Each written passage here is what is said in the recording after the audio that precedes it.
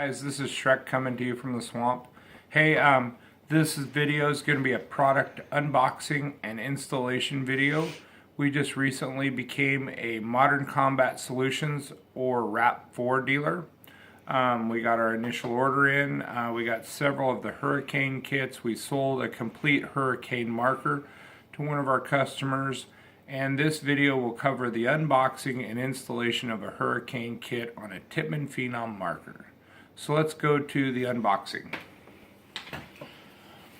So in this box there's a few other items that the customer ordered that I unpackaged and put in here for this installation to make it a little more cleanly.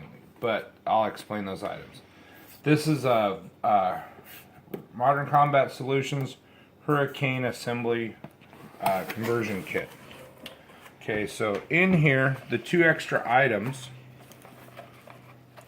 are the MKP2 lock bolt, which is like a mechanical set of eyes for the gun.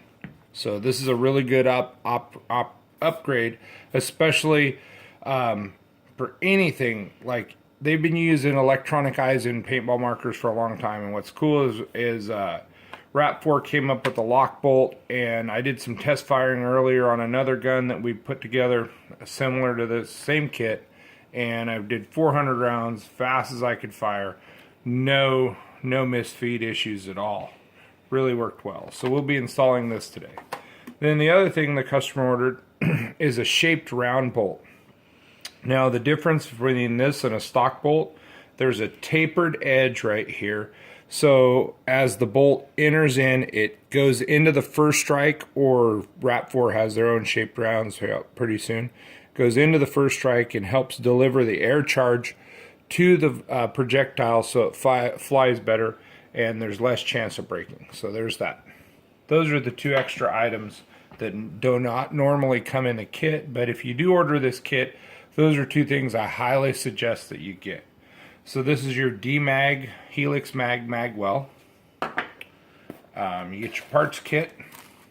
Right here is, let's see if we can get that close up. Right there, that is the plug for the Cyclone feed, and then this is the extended pin for the magwell, which you will need. Okay, now this is the main body. This is the main portion of the kit. This is the Hurricane, and I'll give you a comparison. Here's the Tippmann Phenom, here's the Hurricane. So it's a little cleaner lines, you know, a little different milling. I looked at this. This will be the second one I've installed so far.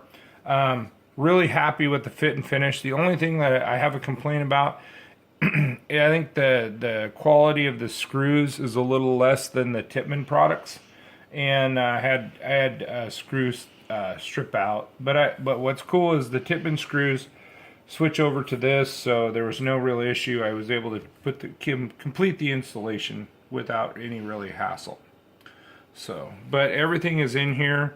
It's a really good fit and finish, made in the USA. And it's a very snug fit, which means that the machine tolerances are right on par with the factory equipment. So let's get into the installation here. So this is a Tippmann Phenom. This is the customer's gun. I've already did some disassembly of it to speed up the video. I've took off the Cyclone feed, which one thing I highly recommend, if you're not comfortable with disassembling this gun, make sure you go over your manual, your gun manual. Make sure the gun's de-aired, make sure there's no paint in it, everything's completely safe. You can even go as far as to remove the battery, but it's not necessary. So the customer has this set up as an MP5 style. They want to retain that look, so what we're going to do is retain their barrel, their barrel guard or shroud, and then the stock also. So we're going to eliminate the body and the magwell assembly. So let's go ahead and tear this apart. And I'll give you a little bit of rundown on this gun. This stock is unique. They don't make these anymore. This is made by Metadyne Industries. It's all metal. Really cool piece of equipment. And pull out your push pins like you normally do with the Tippmann. And there's your stock. And like I said, this is if you guys find these used, I own one, and these are really cool pieces. This is a really cool piece of kit. So, and I took a lot of the screws out ahead of time to speed up the video. So there is screws on here and push pins, but I've eliminated a lot of those to speed up the video. So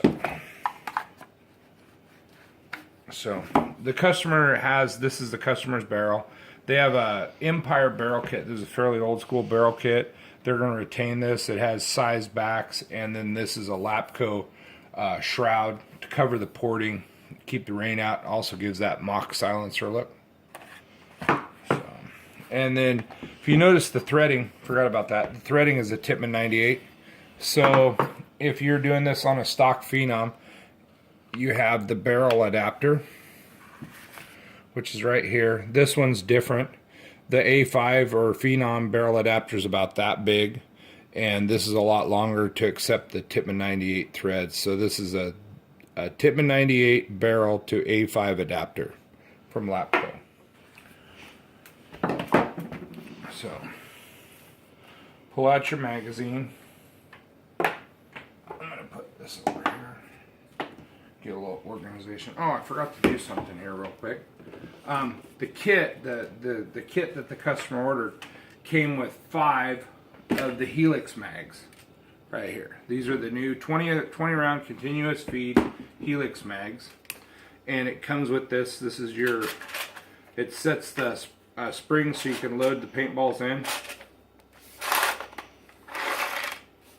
Spring's already set, so you just push the paint in, put 20 rounds in, put it in the marker, it's ready to go, ready to feed.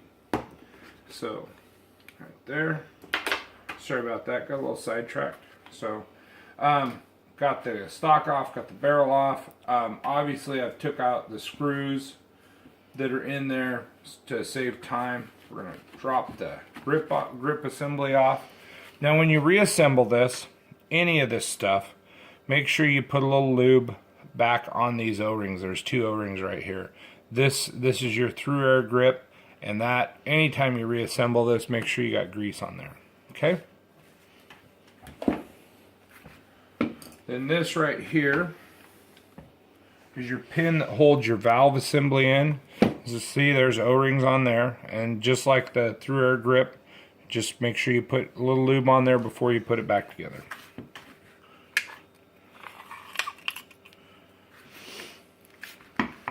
This is your core, your engine of the gun, regulator, valve assembly, return spring, and bolt. And we'll look at that bolt comparison again. This is the shaped round bolt, and that's, see the difference? This is straight, where this one here has a taper to it to fit the shaped rounds better. So I highly recommend this upgrade if you're going to shoot first strikes. It's not that bad. I think it's a $35 upgrade for this. So well worth it, especially if you're paying shipping, or if you order it all through me, I do shipping is included in the pricing. So set these aside. Now again, I took out, there's a screw that goes here, and these screws are your 1/8 Allen key, and you take these guys all out. This one right here is your 13/16 Allen key, and that's for the cyclone feed. So you disassemble those, put those screws away so you don't lose them. Pull your gun halves apart. And then this is, when I watched a lot of videos, because there isn't instructions in the kit, but there's a lot of videos on the internet on how to do this. So I'm just doing what everybody else does, makes a video. But hopefully it'll be a little bit different, and maybe a little bit more entertaining, and maybe I'll cover some points that people might have missed.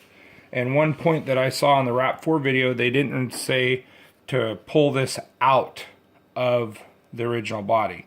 This is the bolt buffer ring O-ring, and you have to put that back inside the new body.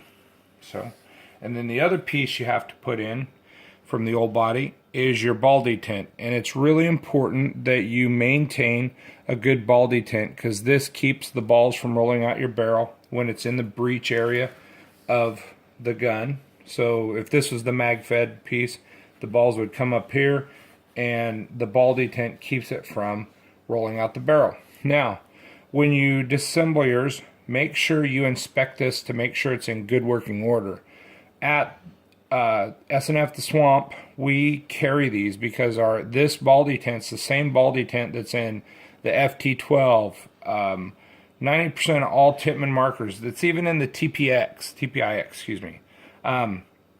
It's the same ball detent. Tippmann has a lot of redundancy of parts, which is good for us because if someone with a Tippmann 98, a buddy of yours has a 98, they have the same ball detent.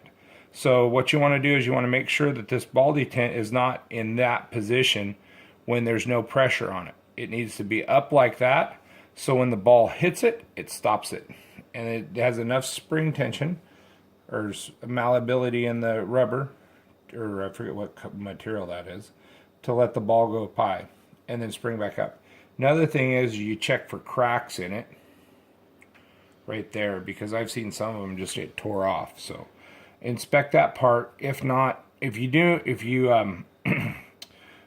installing this and you run across, oh, I got a bad ball detent, wait on installing it. Do not, I mean, there's a little bit of work involved, but don't try to put a used ball detent that's in bad condition in your gun and try to fire it, because you're going to have problems. Could be a misfeed and all kinds of break paint in your gun. It's not a good thing. So I think we sell these for like $2-3, not much, but it's a very important part of your gun. So let's set these apart. Set these aside. Now we get the body of the Hurricane kit. So we'll take it right here. Grab your Allen key.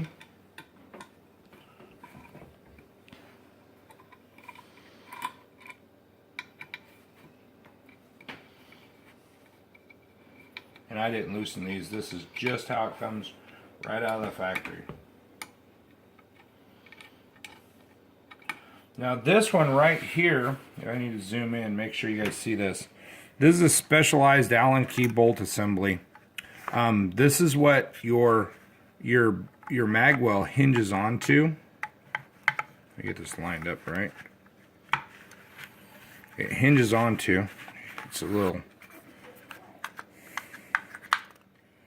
Oh, come on! It's a little tough. But what happens is your Allen key goes right in here.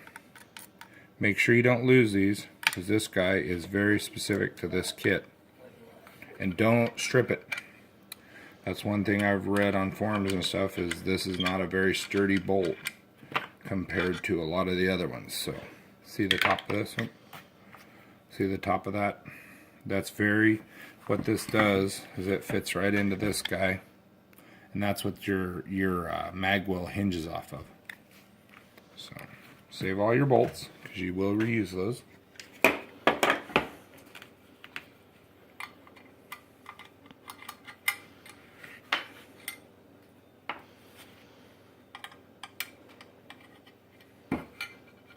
And a little side note, this gun mat of mine is really dirty, but I love this thing. This is just, I got it, one of my suppliers is Rothco.com. This is just a standard military grade gun cleaning teching mat, and it's got a pouch for your extra bolts. It's got a Velcro thing, so if you want to hold some stuff, make sure it doesn't roll away, hold your bolts there. So I use it every day. So just pull this guy apart right there. Now we can look on the inside of it. The machining, we can compare to the other side. Let's see if I can get this right. Here, let's see. Apples to apples. Here we go. This is the same side, so you can see the machining and stuff. Well, obviously this has had some wear to it because it's been used quite a bit, but it looks pretty good inside. Looks on par with factory or better, so which is really cool. So it's one thing. You see a lot of aftermarket parts, and you kind of go, "Wow, that's not as good as what I'm doing." So one thing we're going to do, since we got the lock bolt assembly, we're going to assemble that. And this is a cover for your breech. Like if you wanted to install the Cyclone, you'd take this off and your Cyclone fits right on there, just like that. So that's what this is for. You can use it. But the customer wants to make this a mag-fed only gun. He has plenty of other guns, so we're going to go ahead and install the lock bolt assembly on it. So what you need is a really small Allen wrench. That's what I watched the video on how to install it. And you get in here. And this is a little tricky. And you poke this bad boy forward. Just like that. See how it pokes out? Oh, meat hooks on there. There you go. And that's the pin that holds that in. And then this is pressed into place pretty good. See, what this does is the lock bolt replaces this whole assembly. So we won't utilize these parts anymore. Open up your MKP2 lock bolt assembly.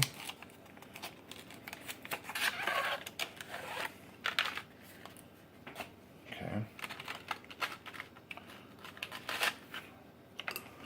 Alright.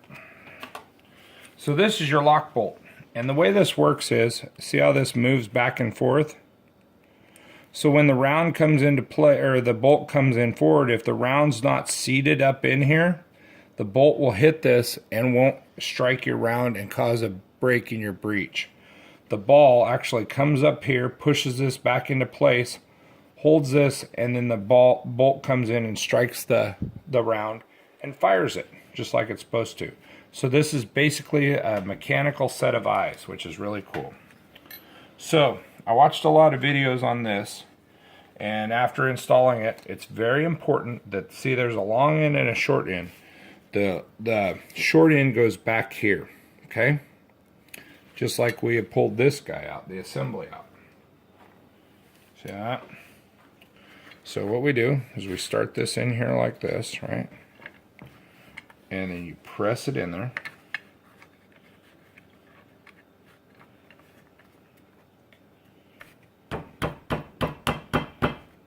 And right further, they use a mallet. I tend to not like to use mallets on things. So, and what I just generally do is I use my taps right in, just like that. Nothing crazy. And then I use my same little Allen key to give it a push. It's nice and seated, and that is your lock bolt. And then what I will do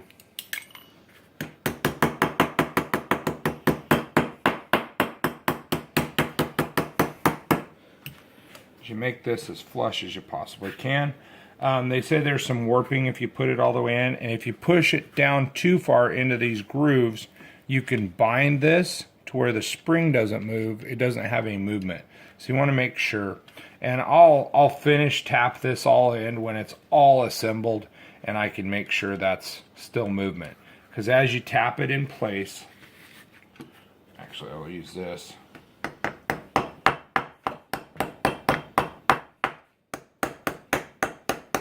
Sounds bad, but I'm not really tapping that hard. There you go. And see, it's still got plenty of movement on there. Okay, so the lock bolt's installed. And the other piece of the lock bolt goes in here. Now what you'll do is, for the, see this little notch right here in the lock bolt? You pull this piece out, right like here. Pull this, set this aside. And this comes with your lock bolt. And it slides right in that groove. Oh, it's stiff. There we go. Push in there. Nice and flush. So when you put this assembly together, see how that fits in there.